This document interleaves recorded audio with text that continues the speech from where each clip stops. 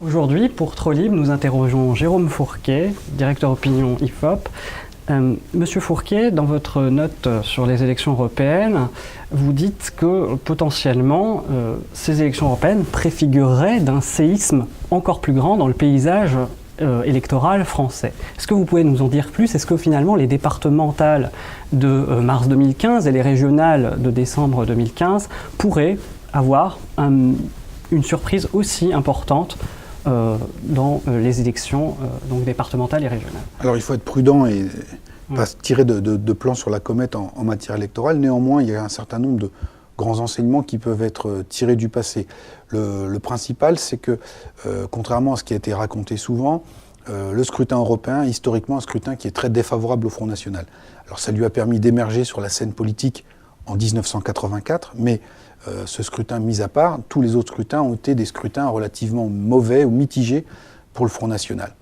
À tel point que, et c'est le second enseignement, le Front National fait systématiquement des résultats sensiblement supérieurs à la présidentielle qui suit le scrutin européen.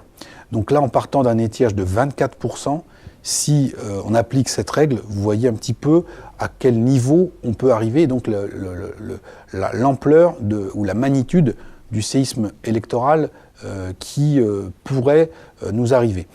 Cela, c'est sur le papier. Depuis les européennes, il s'est passé quand même beaucoup de choses. On a une rentrée politique et économique calamiteuse pour le pouvoir en place. À l'UMP, on va se diriger vers des affrontements internes, alors plus ou moins canalisés, mais tous les éléments sont quand même, les ingrédients sont quand même réunis pour que le Front National poursuive sur sa dynamique. Donc ça, c'est un point très important à avoir en tête, c'est que l'idée qu'il y aurait éventuellement un plafond de verre, alors on n'est pas en train de dire que le Front National fera 40%, mais ne serait-ce que s'il fait entre 25 et 30% une présidentielle, c'est quelque chose de tout à fait spectaculaire et tout à fait détonnant, qui modifiera l'ensemble du paysage et aussi des stratégies. C'est-à-dire qu'on voit déjà ce qui se passe autour de Nicolas Sarkozy sur le débat sur la ligne. Est-ce qu'on doit être sur une ligne recentrée ou sur une ligne plus droitière? Tout dépend du candidat que vous aurez affronté au deuxième tour. Si la qualification de Mme Le Pen pour le deuxième tour de la présidentielle est d'ores et déjà acquise, vous voyez que ça change complètement le paysage. Autre élément de mutation profonde, François Hollande aujourd'hui est à 13% de bonne opinion dans les enquêtes de popularité, c'est-à-dire près de 10 points en dessous du plus bas niveau de popularité d'un président de toute la Ve République selon les chiffres de l'IFOP. Ça a des répercussions très très concrètes. Le Parti socialiste a perdu un tiers des municipalités qu'il contrôlait et donc il a vu son maillage territorial, qui était son principal joyau, son trésor de guerre, être fortement écorné.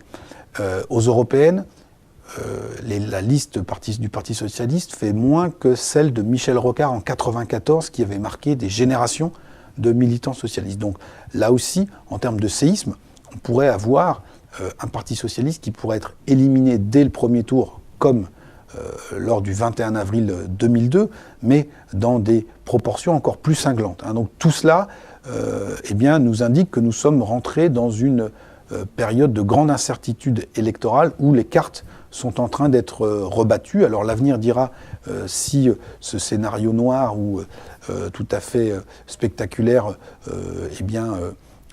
a des grandes probabilités de se produire, ou si on est sur des formes un peu édulcorées. Mais il est à mon avis aujourd'hui illusoire de penser ou très trompeur de penser qu'on était sur un vote de colère ponctuel, un accident passager.